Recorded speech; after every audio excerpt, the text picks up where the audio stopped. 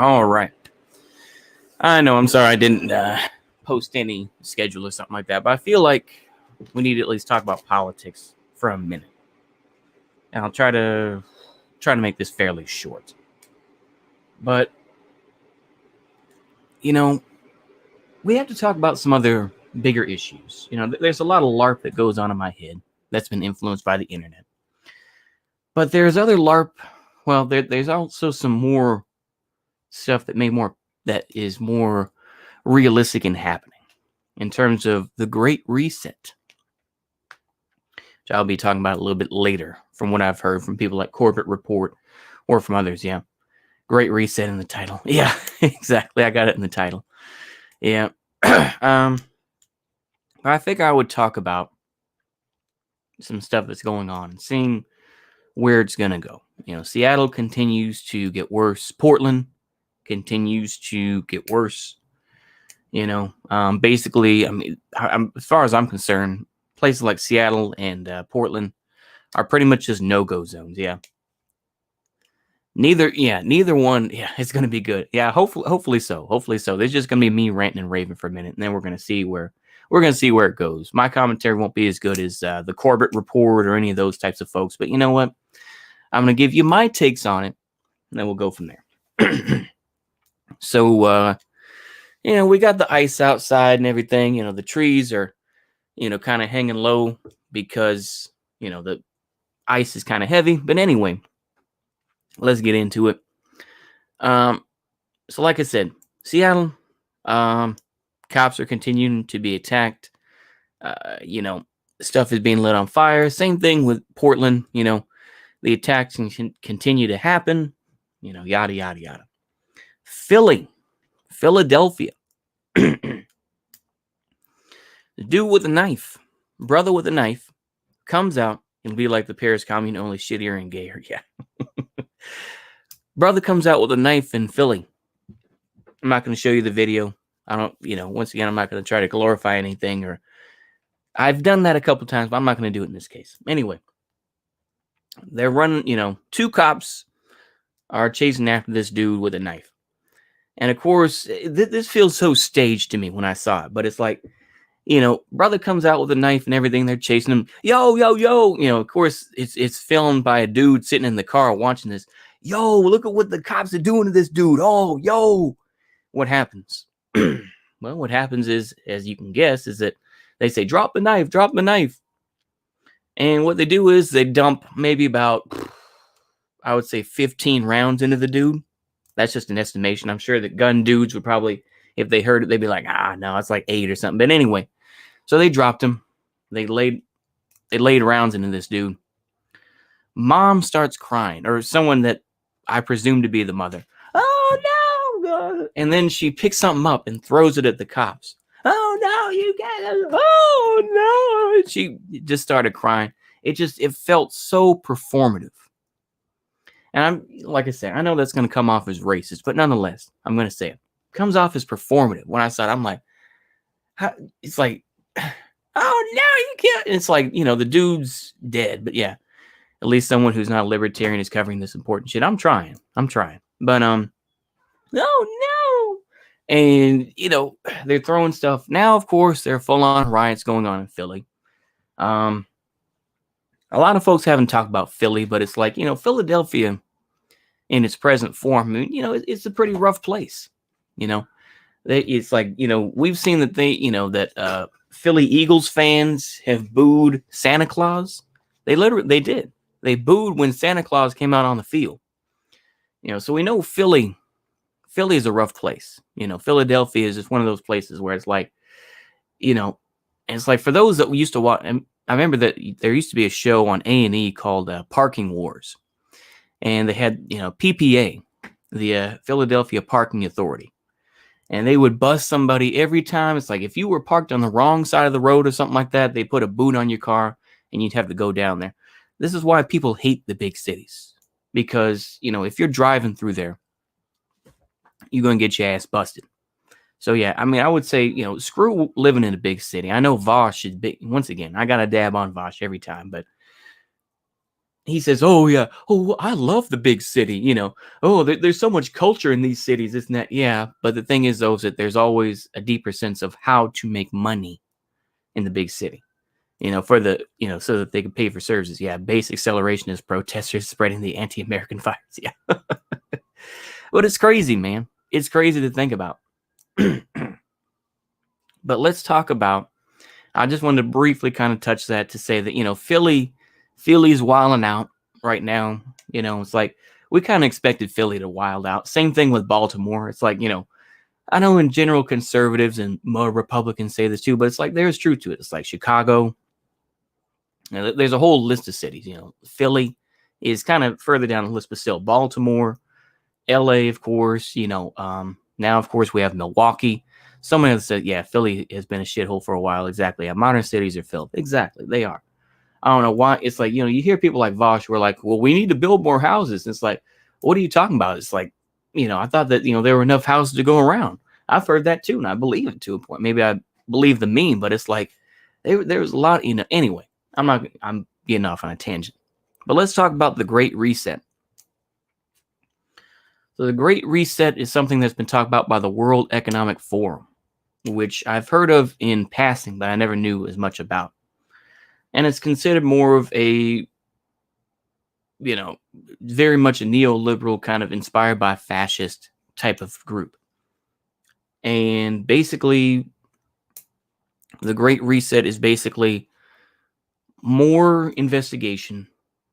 You think Philly's bad, you haven't seen Paris. Oh, I'm sure, Ole. I have no doubt. But so with the Great Reset, I'm going to try to explain it, and I'll probably leave a lot of details out. But the Great Reset is basically just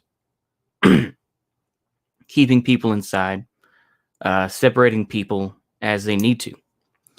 So if you travel and you come back, it's like, okay, so you're from Toronto, say, and you decide to travel to, I don't know, Boca Raton. Let's say that Boca Raton in Florida, and you come back to Toronto, you're going to be put in an isolation camp. And yeah, the big delete. Yeah. And the thing is that, people are going to be put into camps. This is just what they say. Like I say, I'm going to believe it halfway. But the thing is that people will be locked up and they're going to be separated. If you test positive for COVID, then you won't have a job anymore. And all you will get is UBI, and you're only going to be able to go certain places, so you're going to be limited to, your home, this and that. And it will go much further where people are going to watch you more and more. It's like I'm looking at my camera right now, without the tape over it. I will be putting the tape over it once the semester ends, and I'm going to put the tape back on. But I try not to do anything wild in front of a camera. I try not to, because I know, everyone's watching. Yeah. Just for real, who is advocating this? Let me go ahead and type in the Great Reset. And we're going to go ahead and we'll talk about it a bit more. Let's see here. The Great Reset. Glenn Beck. Okay, we're going to go ahead and go to the Corbett Report. We're not going to listen to every single... Klaus Schwab. There we go. Klaus Schwab is the guy, and he's also talked... This kind of goes hand in hand with the fourth industrial revolution. Like I said, this is a Corbett Report. We're going to take it with a grain of salt. Let me go ahead and share it. Yeah. I'm going to go ahead and share it. Like I say, I'm not going to completely give into it, but I think it's important to at least talk about for a moment. Yeah. Okay. We're just going to go ahead and play it from here. I think I got the audio on. Okay. So let's go ahead and play it. We're not going to listen every minute, but let's see here. It's going to take a minute to load up. To shape the system for the need for the post-corona era. We have a choice to remain passive, which would lead to the amplification. This is the voice of Klaus Schwab of the World Economic Forum. Of many of the trends we see today. Polarization, nationalism, racism, and ultimately increase social unrest and conflicts. But we have another choice. We can build a new social contract, particularly integrating the next generation. We can change our behavior to be in harmony with nature again. And we can make sure that the technologies of the fourth industrial revolution are best utilized to provide us with better lives. In short, we need a great reset. There you go. I'm not sure whether that was meant to be hilarious or terrifying.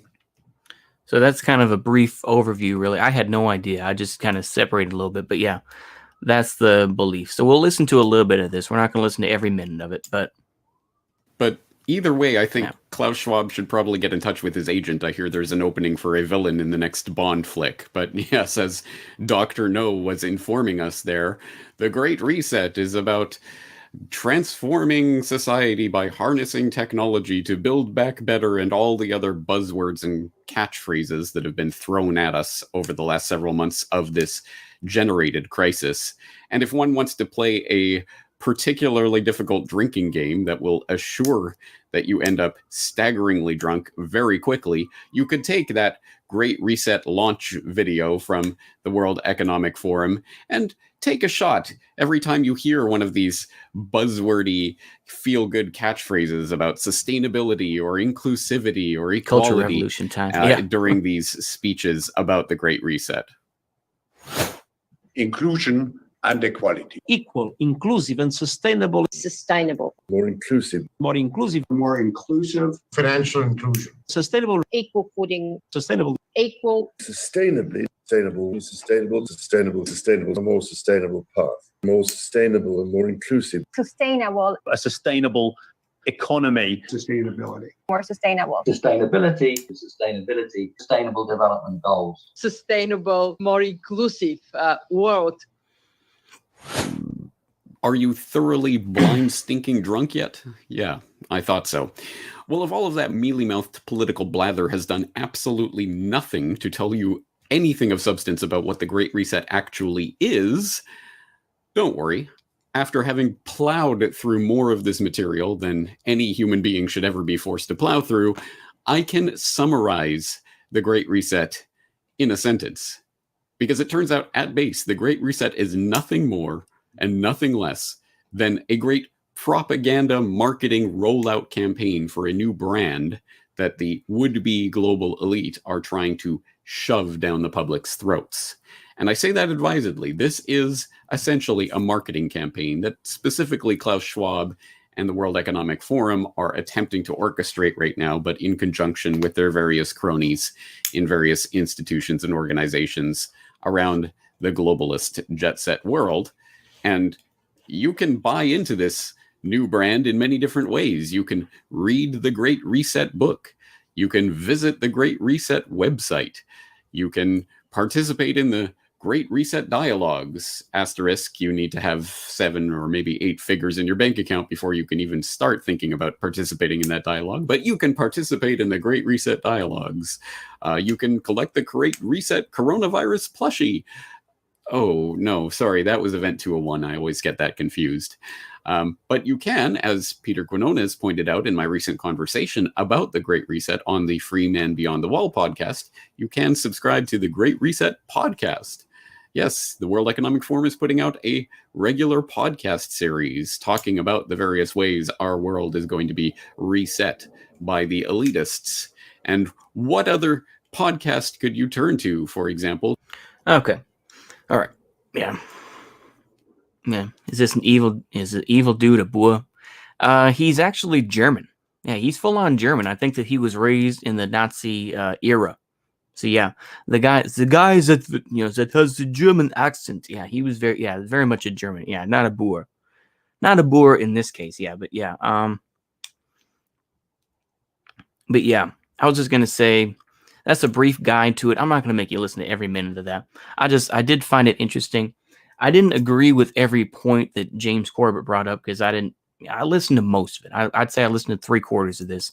And he's a fairly reasonable guy. Even though he is a Canadian, living in Japan. And you have to kind of put that into perspective, once again. And that he said that basically nationalism and globalism are two sides of the same coin. And so when I hear the idea that nationalism and globalism are two sides of the same coin, I'm like, I don't know about that. I don't know about that. Like I say, I can understand his thinking of it. If I really give some thought to it, in the sense of, okay, it takes away individualism. It makes you one of either the country or the world, becoming a world citizen. I do understand what he's saying with that. But I also realize, though, is that, it's actually a waterhead take. Yeah, like I say, put it into perspective. You're talking to a guy who's obviously Canadian, who left Canada and now lives in Japan. Like I said, it's kind of like with that Ryan Dawson, another guy. Yeah, depends on what. Yeah, some forms of nationalism are imperialistic. Yeah, I would say the same thing. Like I say, but he said that, and it kind of put me off. I'm like, but I understand. Like I say, I'm trying to see it from his perspective.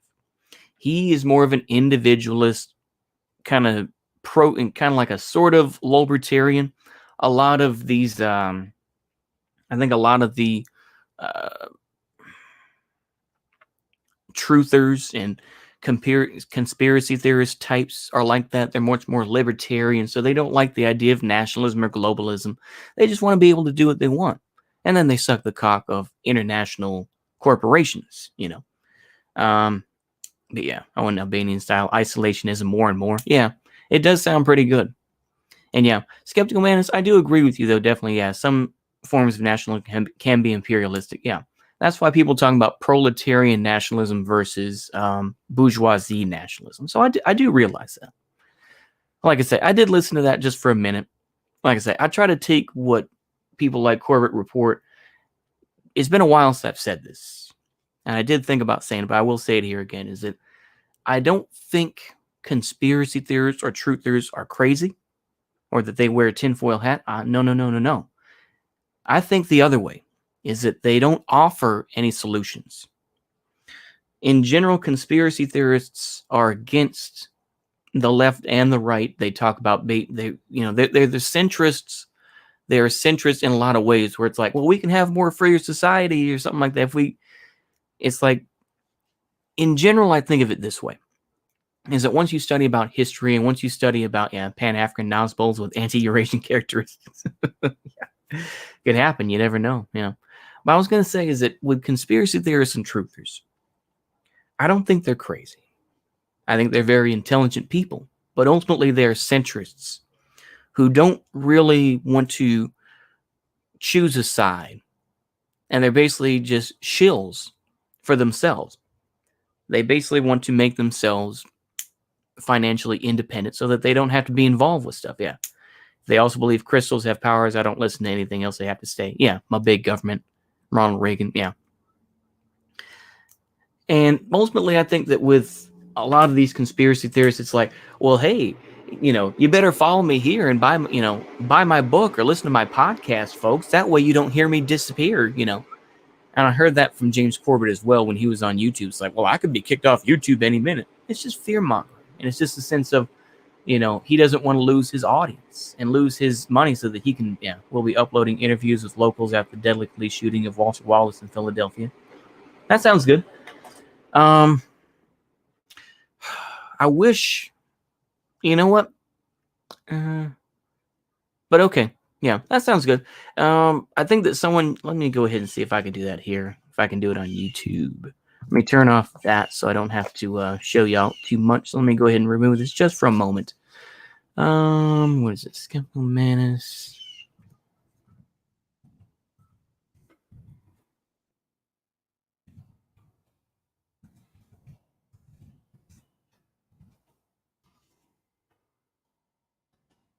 That one? Okay, well, let me see here.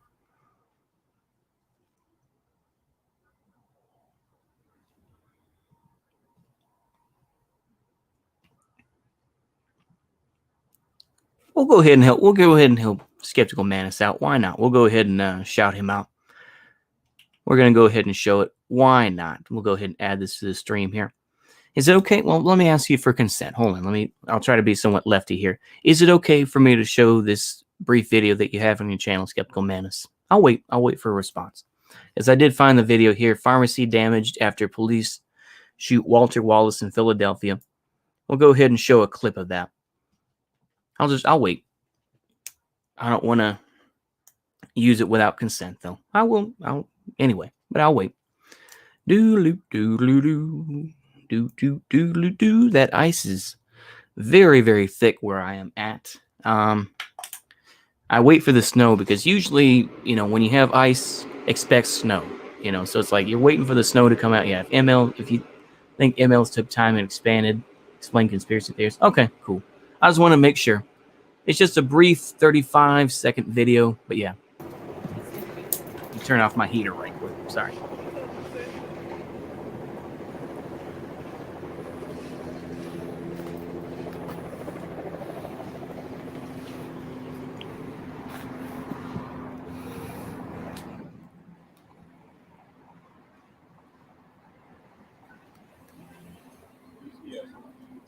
Yeah, I was.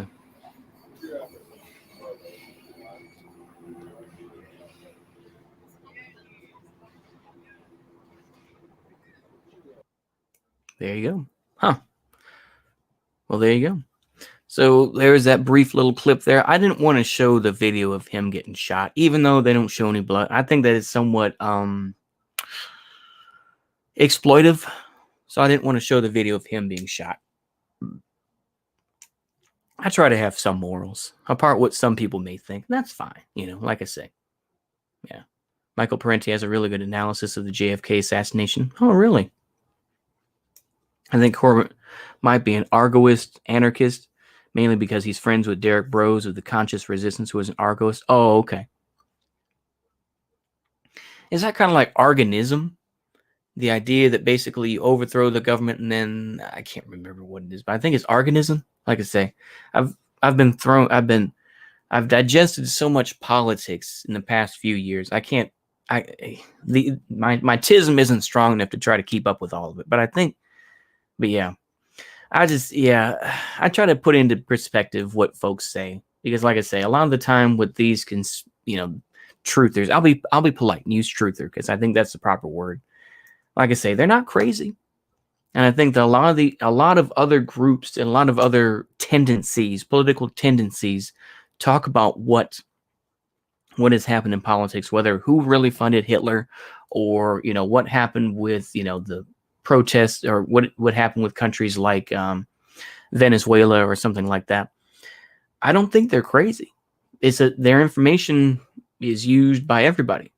And a lot of the time it's the same talking points. Ultimately, though, is that truthers do not promote any sort of political group because I think that they figure they don't want to research them and find out that they're getting paid by somebody that they don't like. So that's why they don't talk about it. Yeah, Corbett at least has libertarian leanings. Yeah.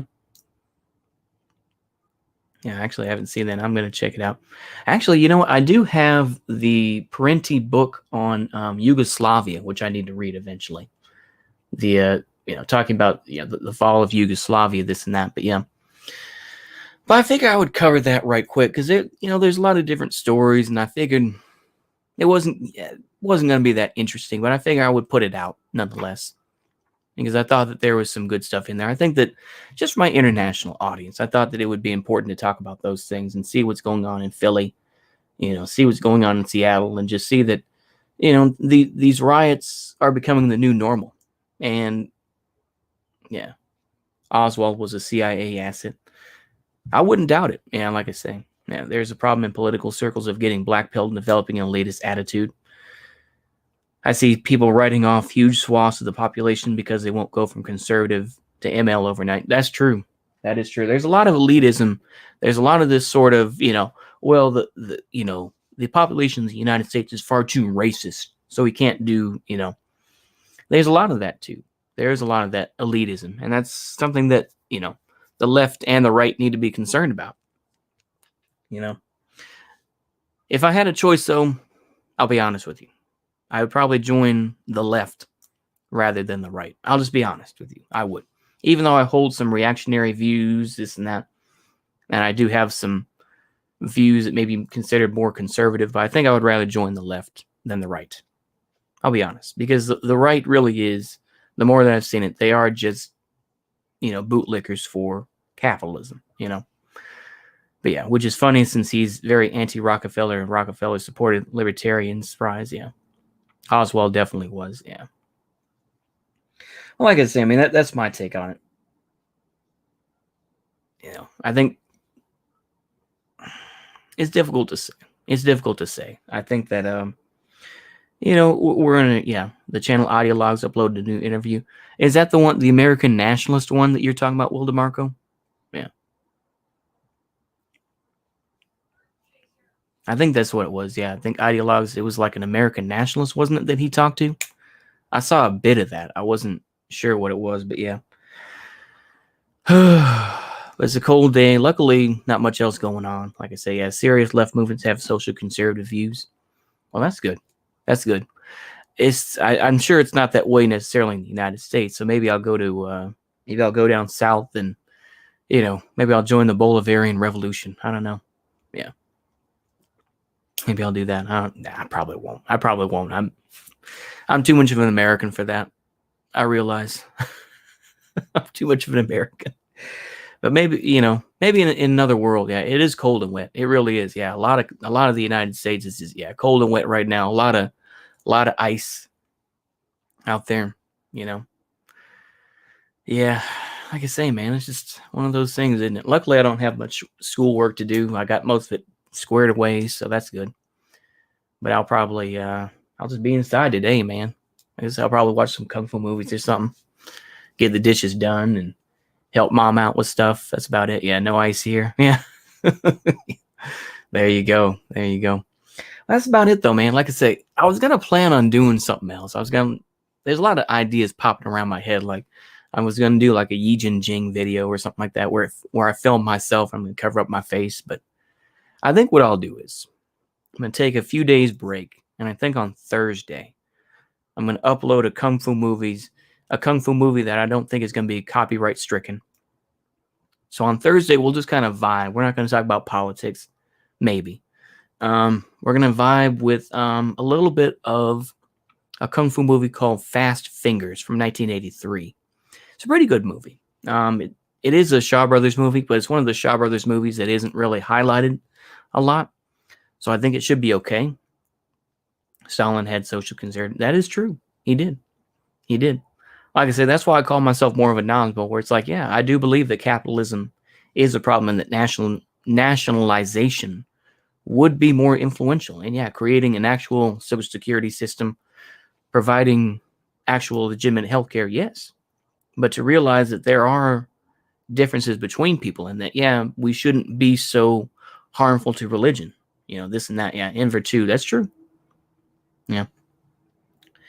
What I was going to say is that probably on Thursday, like I say, I'll probably upload this kung fu movie, and then I'll take it down after we vibe with it, watch it. I'll just give my commentary on this kung fu movie. It's a pretty good one. I like it, from 1983, called Fast Fingers. And that's what I'll probably do. It's just a pretty good movie. I've watched it a few times. I like the music of it. I like that song. It doesn't get boring. But anyway, I think that's about it, though. We'll just go ahead and keep it there. I appreciate everyone listening. It's been a while since I've given my props, so I will give my props.